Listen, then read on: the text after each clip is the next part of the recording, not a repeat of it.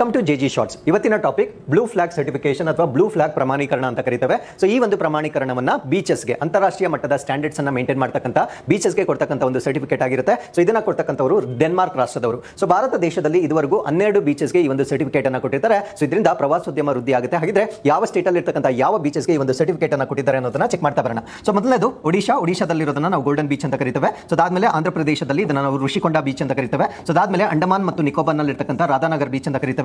So ಅದಾದ್ಮೇಲೆ ಪುದುಚೇರಿಯಲ್ಲಿರ್ತಕ್ಕಂಥ Eden beach ಅಂತ ಕರೀತೇವೆ. So ಅದಾದ್ಮೇಲೆ ತಮಿಳುನಾಡಿನಲ್ಲಿರ್ತಕ್ಕಂಥ ಕೋವಲಂ ಬೀಚ್ ಅಂತ ಕರೀತೇವೆ. ಸೊ ಅದಾದ್ಮೇಲೆ ಲಕ್ಷದ್ವೀಪಲ್ಲಿ 2 ಬೀಚಸ್ಗೆ ಕೊಟ್ಟಿರ್ತಾರೆ. ಒಂದನ್ನ ನಾವು ಮಿನಿಕಾಯ್ ತುಂಡಿ ಅಂತ ಕರೀತೇವೆ, ಇನ್ನೊಂದನ್ನ ಕಾಡ್ಮಟ್ ಅಂತ ಕರೀತೇವೆ. ಸೊ ಇವೆರಡು ಬಹಳ ಲೇಟೆಸ್ಟ್ ಆಗಿ ಕೊಟ್ಟಿರ್ತಕ್ಕಂಥ ಒಂದು ಸರ್ಟಿಫಿಕೇಶನ್ ಆಗಿರುತ್ತೆ. ಅದಾದ್ಮೇಲೆ ಕೇರಳದಲ್ಲಿರ್ತಕ್ಕಂಥ ಒಂದು ಕಪ್ಪದ ಬೀಚ್ ಅಂತ ಕರೀತೇವೆ. ಸೊ ಕರ್ನಾಟಕದಲ್ಲಿ 2 ಬೀಚಸ್ಗೆ ಈ ಒಂದು ಸರ್ಟಿಫಿಕೇಟ್ ಅನ್ನು ಕೊಟ್ಟಿರ್ತಾರೆ. ಸೊ ಒಂದನ್ನ ನಾವು ಪಾಡುಬಿದ್ರಿ ಬೀಚ್ ಅಂತ ಕರೀತೇವೆ, ಇನ್ನೊಂದನ್ನ ಕಾಸರಗೋಡ್ ಬೀಚ್ ಅಂತ ಕರೀತೇವೆ. ಸೊ ಅದಾದ್ಮೇಲೆ ದಿಯು ಅಲ್ಲಿರ್ತಕ್ಕಂಥ ಗೋಗ್ಲಾ ಬೀಚ್ ಅಂತ ಕರೀತೇವೆ ಮತ್ತು ಗುಜರಾತ್ ನಲ್ಲಿರ್ತಕ್ಕಂಥ ಶಿವರಾಜ್ಪುರ ಬೀಚ್ ಅಂತ ಕರೀತೇವೆ. ಸೊ ಇಷ್ಟಕ್ಕೆ ಈ ಒಂದು ಸರ್ಟಿಫಿಕೇಟ್ ಅನ್ನು ಕೊಟ್ಟಿರ್ತಾರೆ. Thank you.